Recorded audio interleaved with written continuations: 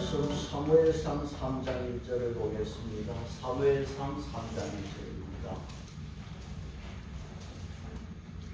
하나님 말씀 사무엘상 3장 1절을 보겠습니다. 같이 우리 한 목소리로 3장 1절을 같이 봅니다. 아이 사무엘이 엘리 앞에서 여호와를 섬길 때에는 여호와의 말씀이 있게 하여 이상이 보이지 않았더라. 아멘. 사무엘상 우리가 오늘 3장을 보는 1장은 사무엘의 출생입니다. 2장은 사무엘을 주신 하나님 앞에 한나가 감사하면서 감사의 기도와 함께 사무엘이 하나님을 섬김에 대한 말씀이었습니다. 여기 사무엘상 3장은 하나님이 사무엘을 부르심에 대한 말씀입니다. 1장과 3장은 사무엘이 중심이에요. 4장 1절에서 사무엘의 말이 온 이스라엘에 전파되니라 하고 4장 1절 그 다음부터 해서 6장까지는 사무엘이 등장하지 않습니다. 엘리 가정의 멸망이 나옵니다. 그리고 7장에 가서 사무엘이 다시 등장을 하게 됩니다. 이렇게 귀한 직분을 받은 제사장의 직분을 받은 엘리 가정이 이렇게 몰락할 수가 있는가? 여러분, 인생에는 차원이라는 게 있어요. 짐승의 세계는 차원이 없습니다. 짐승이 사는 세계는 짐승 세계입니다. 짐승의 세계는 하나도 겁도 없습니다. 여러분, 물에 사는 짐승이 육지에 사는 짐승을 부러워하거나 의식하거나 동경하지 않습니다. 육지에 사는 짐승이 물에 사는 짐승을 의식하고 동경하고 그런 것도 없습니다. 육지에 사는 짐승이 하늘을 나는 짐승을 보고서 그것을 의식하거나 동경하고 나도 날아봐야 되겠다 그런 생각 없습니다. 하늘을 나는 짐승을 보면서 부러워하는 짐승 제가 아직 못 봤어요. 한국에 사는 짐승이 미국에 사는 짐승을 부러워하거나 동경하는 거 아직 못 봤어요. 그런 일은 없습니다. 짐승은 차원이라는 게 없어요. 인생은 차원이 있습니다. 그래서 저 사람하고 차원이 다르다 그런 말을 해요. 그래서 차원이 다르다는 것을 보여주려고 없는 형편에 티를 내는 이게 인간입니다. 인간 세상에서 차원은요, 있고 없고 높고 낮고 배웠느냐 못 배웠느냐 차원이 있지만은 여러분 정말 중요한 차원은 뭔지 아세요? 하나님의 음성을 듣느냐 못 듣느냐 이 차원이 가장 중요합니다. 인생에서 하나님의 음성을 듣는 자와 듣지 못하는 자의 차원은 전혀 다릅니다. 성도가 성도인 것은 하나님의 음성을 듣는 차원이 다르다. 하나님의 음성을 듣는 그 인생의 차원은 높은 인생의 차원. 요한복음 10장 27절로 28절에서 내 양은 내 음성을 들으니 하나님의 백성은요, 하나님의 음성을 듣게 되어 있어요. 나는 그들을 알고 하나님의 음성을 듣는 그 양을 하나님은 아십니다. 그리고 그들이 하나님을 알았다. 그러면 내가 그들에게 무엇을 준다? 영생을 주는, 영원히 멸망하지 아니할 것이요 또 그들을 내 손에서 빼앗을 자가 없느니라 말씀했습니다. 성경은 내 양은 내 음성을, 주님의 음성을 듣는다고 했습니다. 하나님의 음성을 듣는 자만이 차원이 다른 영생의 소유자가 되는 것입니다. 내 음성을 듣고 나를 따르면 내가 알고 내가 그들에게 영생을 주는데 영원히 멸망하지 않을 것이고 내 손에서 그들을 빼앗을 자가 없다고 했습니다. 이것은 하나님의 약속입니다. 하나님의 음성을 듣고 하나님의 약속 안에 들어오는 자만이 어떤 자가 되느냐? 하나님의 백성이 됩니다. 하나님의 음성을 듣고 사는 인생은 약속의 인생이요 영원 세계 차원의 인생이 되는 것입니다. 그래서 우리 인간 세상에서 차원하지만은 하나님의 음성을 듣는 차원과 듣지 못하는 차원은 전혀 다른 천국과 지옥으로 차이가 나는 것입니다. 사무엘상 2장에서 엘리 제사장과 그 아들은 차원이 너무 낮아. 그래서 하나님 약속 받기 백성이 됩니다. 하나님이 왜 사무엘상 2장 30절의 말씀을 주셨느냐? 나를 존중히 여기는 자를 내가 존중히 여기고 나를 멸시하는 자를 내가 경멸하리라. 누구 때문에 이 말씀을 주셨습니까? 차원이 낮은 엘리와 그 아들 때문에 하나님이 이 말씀을 주신 것입니다. 그래서 오늘 여러분 우리가 신앙의 차원을 높이기 위해서는 여러분 사무엘상 2장 30절의 말씀을 명심하는 성도가 되시기를 바랍니다. 오늘 여러분 인간 심리는요 누구에게나 내가 존중의 여김을 받고 싶은 것이 우리 인간의 심리입니다. 남에게 수모당하고 멸시당하고 그런 사람은 세상에 아무도 없습니다. 내가 존중의 여김을 받고 싶으면 먼저 여러분 하나님을 존중히 여겨야 할 줄로 믿습니다. 엘리의 두 아들이 제사장으로서 하나님을 존중히 여기지 않고 멸시했어요. 그러니까 이 가정이 경멸을 받을 수밖에 없는 거예요. 이 두 아들 우리가 지난주 보았잖아요. 탐욕적이고 정욕적이고 그 엘리의 두 아들이 하나님을 멸시했는데 사무엘상 2장 17절에 뭐를 멸시했어요? 제사를 멸시했어요. 여러분 제사는요 하나님과 교통하는 것이고 하나님과 화목하는 거예요. 제사를 멸시하는 것은요 다른 어떤 죄보다 더 무거운 죄입니다. 구약의 여러분 이 제사라는 것은 신약에 와서 예수님이 십자가에 죽으심으로 다 끝이 났어요. 여러분 더 이상 우리가 다른 짐승을 죽여서 하나님 앞에 제사 드릴 이유가 필요가 없습니다. 제사라는 것은 내가 죄인인 내가 짐승의 머리에 손을 얹어서 내 죄를 짐승에게 전가해서 짐승이 죽음으로 내 죄를 해결받는다. 이게 제사예요. 그런데 예수님이 오시고 나서는 이제 제사가 필요 없어요. 왜?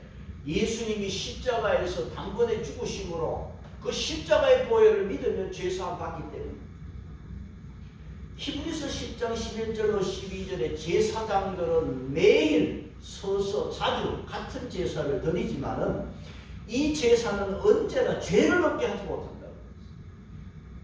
오직 그리스도만이 우리 죄를 위하여 영원한 제사를 드리고 하나님 보좌에 앉으셨다고 했어요.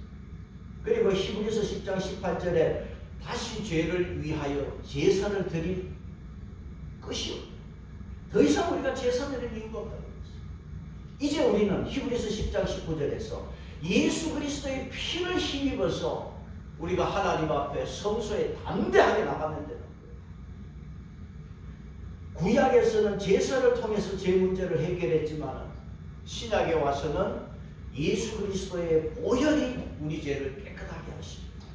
그래서 우리가 이 시간 예배를 드릴 때 십자가에 돌아가신 예수 그리스도 그 구속의 은총에 감사하며 드려요. 이게 참된 예배예요. 이게 우리가 믿음의 높은 차원의 신앙이에요. 구약의 제사는 오실 예수님에 대한 그림자밖에 안 돼요. 구약에서 이 사무엘서에서 하나님과 교통하고 화목하는 이 제사를 그 제사장이 멸시했으니까 이게 얼마나 큰 죄가 되었어요. 그래서 하나님이 이제 이 가정을 심판하는데 누구에게 먼저 하나님께서 책망하시느냐? 물론 두 아들이 죄를 범했지만은 하나님이 그 아버지 엘리에게 책임을 물었어요. 뭐냐? 아버지가요 아들에게 이 제사장의 도리를 가르치지 않았어요. 아버지는 이 엘리로서 아버지가 아들에게 이 책망이 없고, 여러분 2장 29절에 뭐라고 그랬으면 한번 더 봅시다. 2장 29절 너희는 어찌하여 내가 내 처소에서 명령한 내 재물과 예물을 밟으며 내 아들들을 나보다 더 중히 여겨.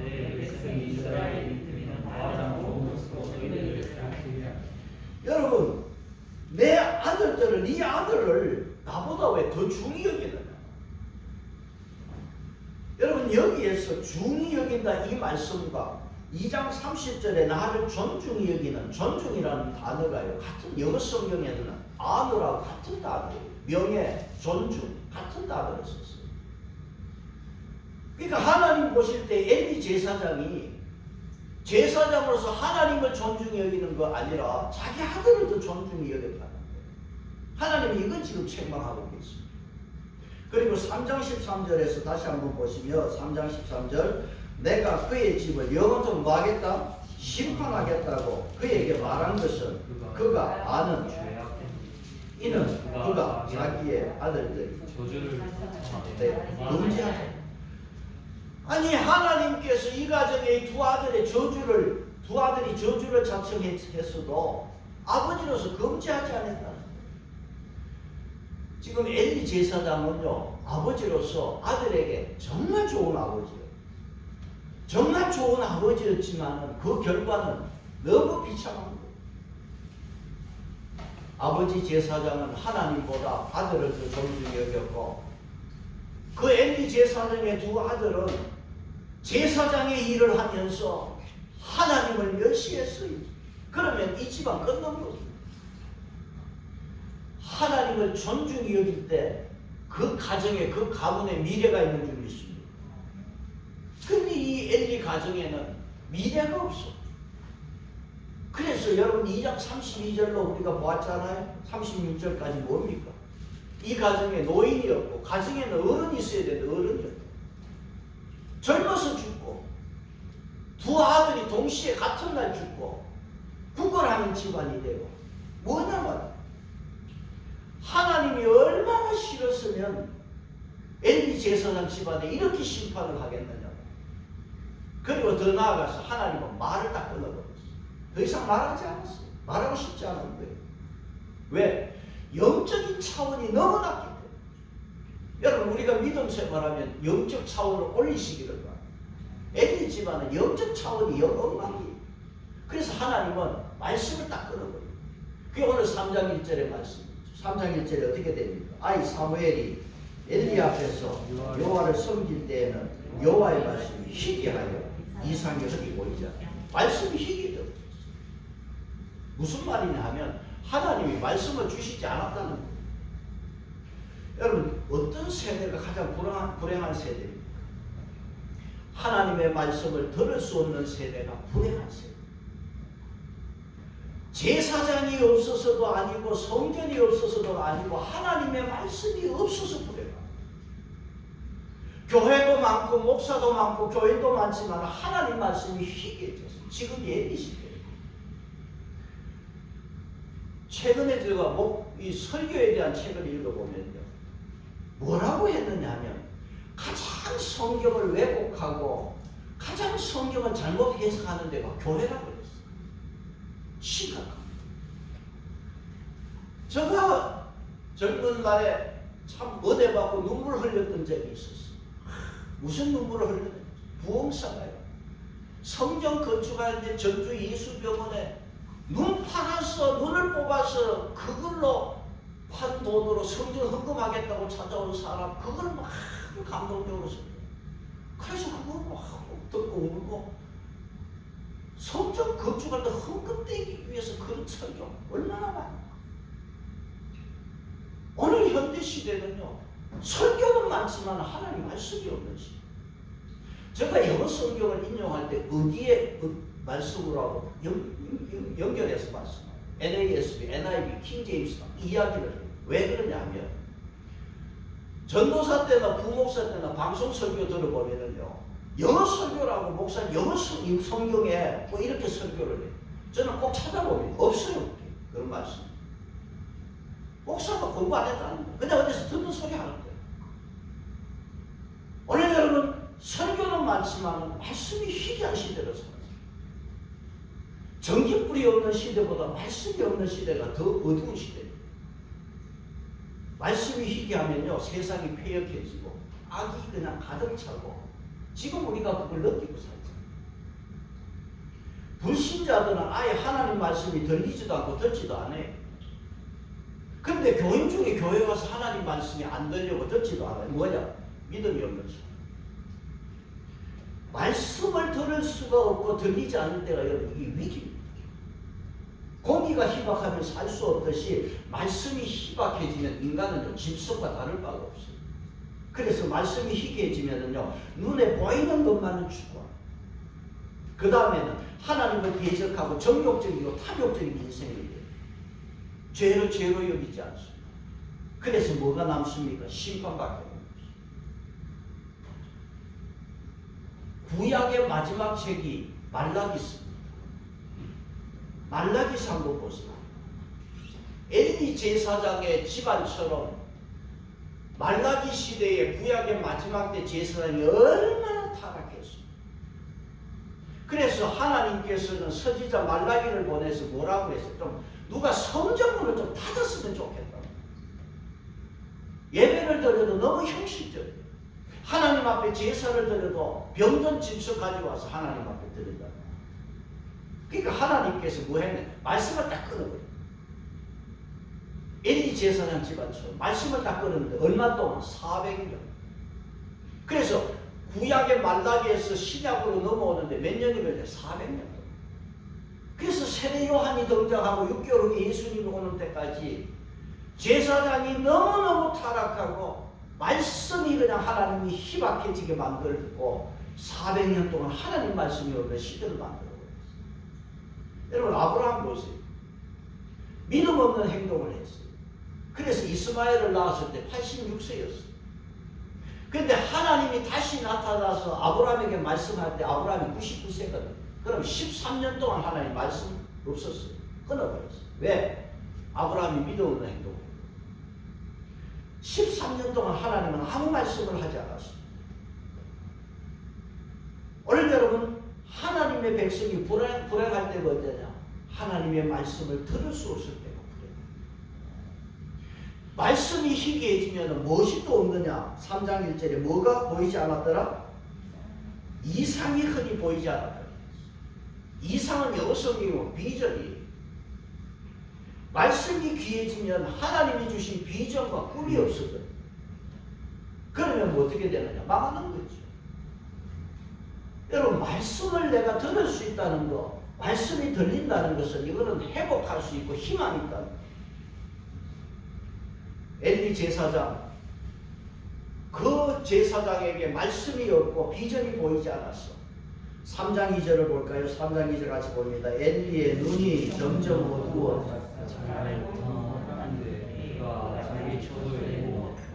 지금 엘리를 보니까요, 제사장으로서 영적인 눈도 지금 어둡고 육적인 눈까지 다 그냥 감겨서 어두워져 버렸어요. 제사장이 다 어두워지니까 나라가 어두워질 수밖에 없죠. 그래서 눈이 어두워진 제사장이 어디에 누웠어요? 자기 처소에 누웠다고 했어요. 여러분 지금 엘리가 몇 살이냐면 4장 15절 보세요. 몇 살이? 4장 15절. 98세. 그때 엘리의 나이가 98세. 참 오래 살았죠. 이 시대에 98세를 살고 있어요. 그러니까 나이가 98세니까 눈이 어두워지는 건 당연하죠. 이삭도 야곱도 나이 많아서 눈이 어두워졌어요. 그런데 눈이 어두워져도 하나님이 함께하는 사람에게는 영안은 다 밝아져 있다는 거예요. 여러분 육신이 쇠하지만은 영은 살아있어야 해요. 열왕기상 14장에 보면은 그 여로보암의 아들 이 아비야, 이름이 이제 선지자 이름과 비슷한데 아비야가 병이 들었어요. 여로보암의 아들이. 그래서 여로보암의 아내가요, 사람들이 알아볼 수 없도록 이렇게 변장을 딱 해가지고 손에 그 떡하고 과자하고 꿀 한 병을 가지고서 이 아이가 우리 이 아들이 이 아비야가 어떻게 될까 알아보려고 선지자를 찾아갔다. 선지자 이름이 아히야예요. 그러니까 이 아히야 선지자를 이 여로보암의 아내가 변장해서 찾아갔는데 열왕기상 14장 4절에요. 아히야는 나이가 많고 눈이 어두워 보지 못하더라 그랬어요. 이 선지자가 지금 눈이 어두웠어. 나이가 많아서. 그런데 열왕기상 14장 6절에 그가 문에 들어올 때 여로보암의 아내가 딱 가장을 해 변장을 해서 문에 들어올 때 이 선지자가 뭐라고 그래요? 네가 어찌하여 다른 사람인 채 하느냐? 딱 들어오는데 왜 너가 변장해서 다른 사람인 채 하느냐? 얼마나 놀랐겠어. 비록 선지자의 눈은 어두웠지만 영의 눈은 밝아있었다는, 분별력이 있었다는. 오늘 여러분, 저와 여러분들이 세월이 가도 영은 살아있는 여러분 되시기를 바랍니다. 엘리 제사장이 육신적으로 영적으로 다 어두워서 이스라엘 전체가 말씀이 없으니까 어두워져 버렸어요. 그리고 제사장이 자기 처소에 누웠다고 그랬어요. 그런데 사무엘은 지금 어디에 누워 있습니까? 3장 3절에서 하나님의 등불은 아직 꺼지지 아니하였으며 사무엘은 여호와의 전 안에 누웠더니.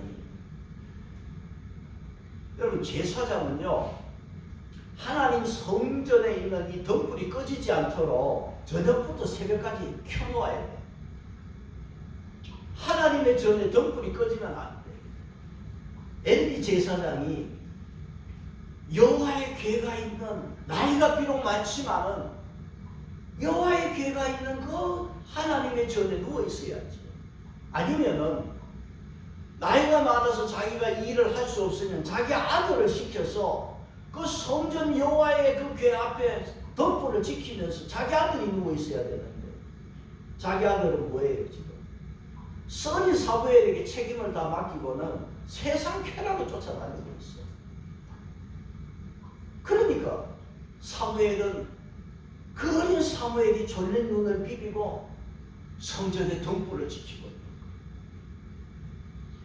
거예요. 엘리가 당연히 이 하나님의 전에 있어야 하고 하나님 앞에 지금 엎드려야 돼. 엘리는 지금 비상사태예요. 왜냐 하니까요, 우리가 2장 27절에서 무명의 선지자가 와서 엘리에게 이 집안의 멸망을 선포했잖아. 두 아들 죽는다고 그랬잖아. 그러면 엘리 제사장은 정신 바짝 차리고 성전에 여호와의 궤 앞에 지금 나이가 많아도 엎드리고 있어야지요. 그런데 자기 처소에 그냥 누웠어. 그러니까 누가 애가 타느냐 하면 하나님이 애가 타요. 왜? 어찌하든지 제사장을 깨우고 싶고 살리고 싶고 일으키고 싶은데 이 제사장과 그 아들은 그냥 자기 처소에서 자기 쾌락을 즐기고 있단 말이에요. 하나님은 이 모든 사실을 보시고 하나님은 누구를 부르신다? 성전의 덕불을 지키고 있는 여호와의 궤 앞에 누워있는 사무엘을 부르시는 거예요. 3장 4절을 같이 보겠습니다. 3장 4절 시작. 여호와께서 사무엘을 부르시니라. 하나님이 누구를 부르셨어요? 사무엘. 그러니까 시대 여러분 역사의 고비마다 하나님은 역사를 운행하시는데 그때 하나님의 뜻을 위하여 새 역사를 위해서는 사람을 부르시는 거예요.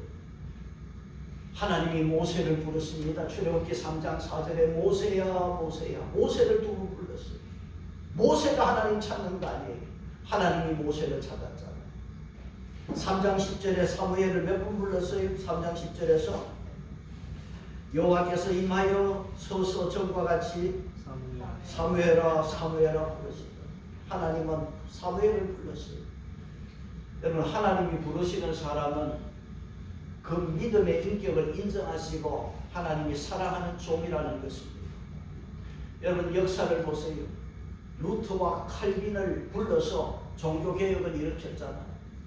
윌리엄 캐리를 하나님이 불러서 인도 복음화를 위해서 쓰셨고, 저더선이라고 하는 사람을 불러서 저 미얀마, 버마의 복음화를 위해서 사용했고, 허드슨 테일러는 하나님이 그를 불러서 중국 복음을 위해서 사용했어요. 이 나라는 언더우드 아펜젤러를 불러서 이 나라 복음을 위해서 부르셨어요. 하나님의 부르심에는 실패가 없습니다. 하나님은 새 역사를 위해서 누구를? 사무엘을 부르시는 거예요. 사무엘이 하나님이 사무엘을 불렀는데요. 사무엘이 누구에게 달려가는? 엘리 제사장에게 뛰어갑니다. 6절에 하나님께서 다시 불렀는데 또 엘리에게로 갔단 말이에요. 그러니까 사무엘이 하나님의 부르심에 대해서 엘리에게 간 것에 대해서 여러분 3장 7절에서 이렇게 말씀했죠. 3장 7절 같이 볼까요? 아직 여호와를 알지 못하고 여호와의 말씀과 자기에게 나타나지 아니하였다. 지금 사무엘이 아직 여호와를 알지 못하고 여호와의 말씀이 아직 그에게 나타나지 아니했다고. 여러분 2장 12절에서 엘리의 두 아들이 여호와를 알지 못했다. 사무엘이 하나님을 알지 못했다. 이 차이가 있어요. 무슨 차이가 있겠습니까?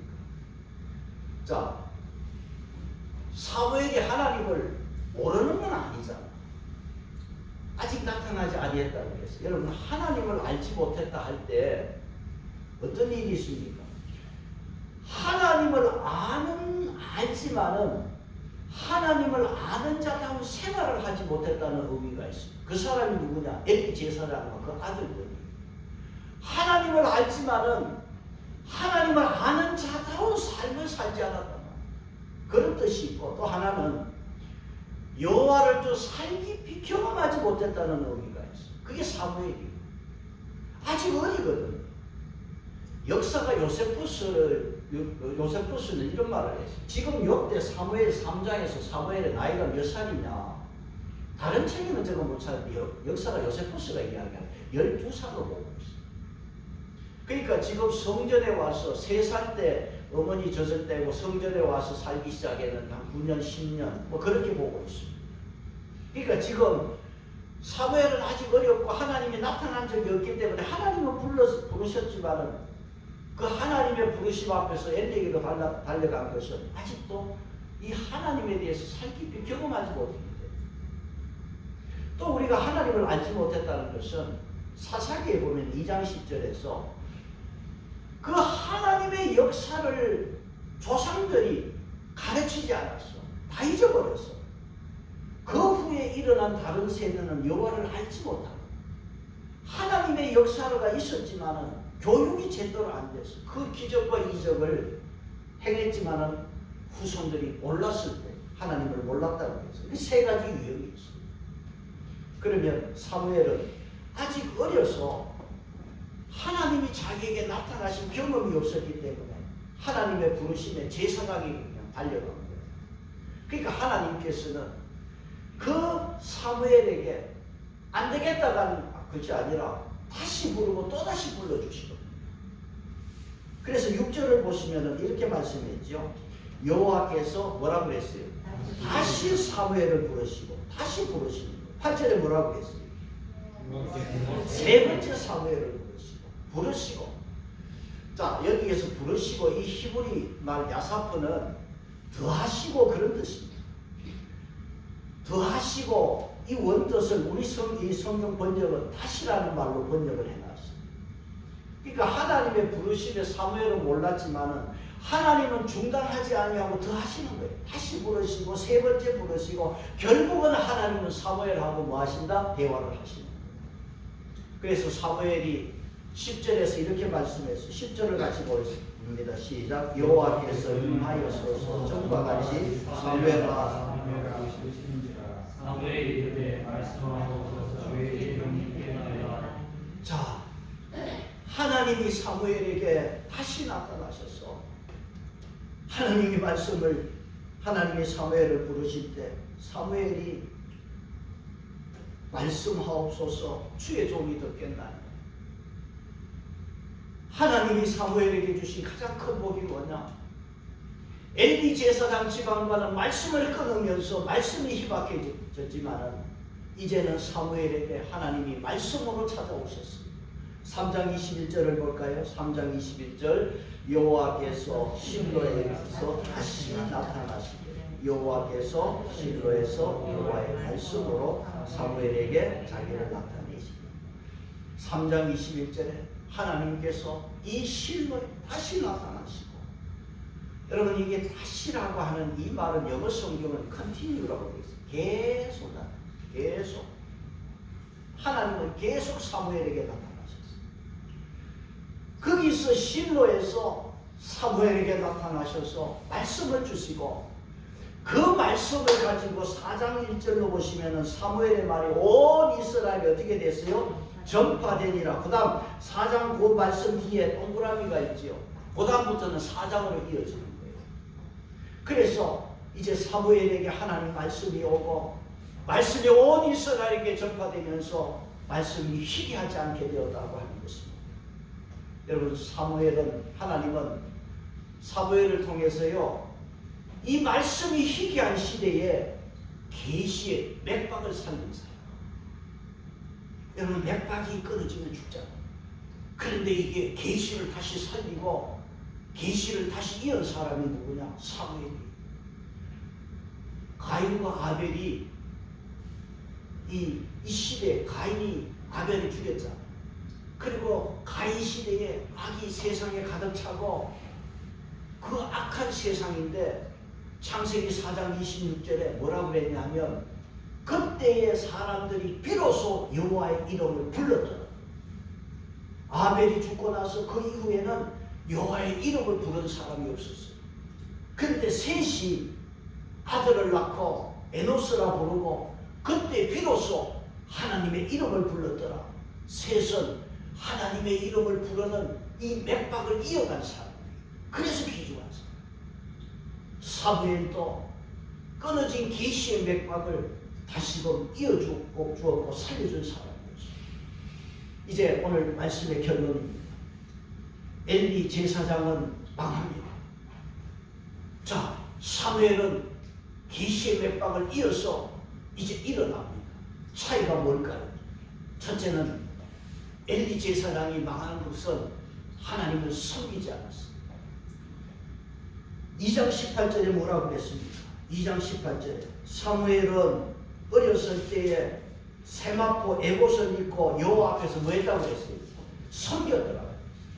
3장 1절에서도 여호와를 섬길 때에는 여호와의 말씀이 자, 사무엘이 엘리 앞에서 여호와를 섬겼어요. 아이 사무엘은 하나님을 섬기는 일을 했어요. 그런데 제사장이지만은 하나님을 섬기지 않았어. 그러니까 신앙적인 영적 차원이 엉망이고 결국 하나님은 엘리 집안을 심판하시는. 또 하나는 엘리가 이렇게 망하고 사무엘이 하나님 앞에 의없이 이렇게 쓰임을 받을 수 있었던 것은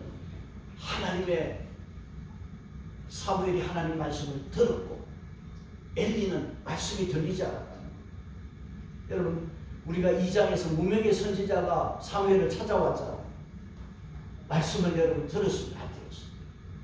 심각한 말씀이 너 두 아들 죽는다. 너 집안 동시에 두 아들 죽는다. 그래도 하나님 말씀 안 들었어. 사무엘은 3장 10절에 뭐라고 했습니까? 사무엘이 이르되 말씀하옵소서 주의 종이 듣겠나이다. 여러분, 하나님은 말씀을 들을 자세가 되어 있는 사람을 부르시고 축복하시는 줄 믿습니다.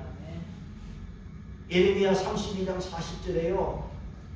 내가 그들에게 복을 주기 위하여 그들을 떠나지 아니하였고 그랬습니다. 내가 그들에게 복을 주기 위하여 그들을 떠나지 아니했다. 하나님이 가실 곳이 없어서 떠나지 않는 게 아니라 복을 주기 위해서 떠나지 않겠다고 그랬어요. 그런 하나님 앞에 내가 복을 받기 위해서 어떻게 하나님 존중해 여겨도 되잖아. 복을 주기 위해서 내가 너를 떠나지 않는다고 그랬는데 우리가 복 받는 길은 뭐겠습니까? 하나님을 존중해 여기는 거예요. 그게 뭐냐? 말씀을 여러분 들을 자세를 가지고 하나님 말씀 들으시기 바랍니다. 그러면 하나님 함께 하시고 반드시 복을 주실 줄 믿습니다.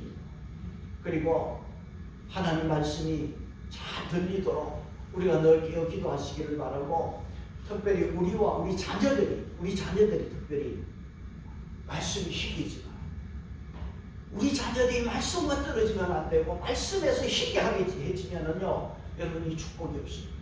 그래서 항상 내가 말씀을 풍성하게 먹고 받고 내 자녀들이 말씀에 희귀해지지 않도록 여러분 그렇게 가르치는 여러분의 신앙이 되어서 항상 하나님이 함께 하셔서 여러분의 가정에 이 한 해도 큰 복이 있기를 축복합니다. 찬송 206장.